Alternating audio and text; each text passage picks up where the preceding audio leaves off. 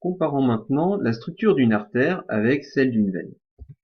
Voici deux schémas. Donc celui de gauche représente une artère en coupe transversale et celui de droite une veine avec le même plan de coupe.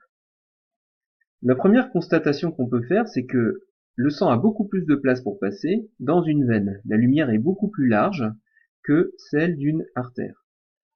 Or, si on compare le diamètre global ici d'une artère avec le diamètre global d'une veine, eh bien, ils sont similaires, ils sont assez comparables, ils sont plutôt égaux.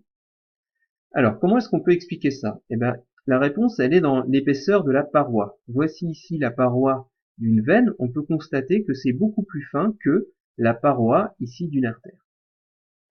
On sait que la paroi, elle est constituée par 3 tuniques. Alors, comparons maintenant les tuniques. Eh bien, si on regarde l'épaisseur ici de l'intimar, je ne parle pas du diamètre, on parle bien de l'épaisseur, son épaisseur, eh bien, elle est assez similaire à celle d'une artère. Les deux épaisseurs sont semblables, elles sont même égales. C'est un tissu épithélial qui est très fin dans les deux cas. Si on regarde la tunique la plus externe, ici l'adventice, eh bien son épaisseur ne varie pas beaucoup quand on passe de l'artère à la veine. Alors qu'est-ce qui change? Eh bien ce qui va changer, ça va être l'épaisseur ici de la média, de la tunique moyenne.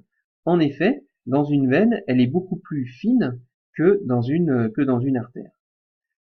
Alors, ce qui fait que dans l'artère, eh bien l'épaisseur de la média est beaucoup plus importante, eh bien c'est la présence en plus grand nombre de ces cellules musculaires lisses, mais aussi de ces fibres d'élastine qui ont la propriété d'être élastiques.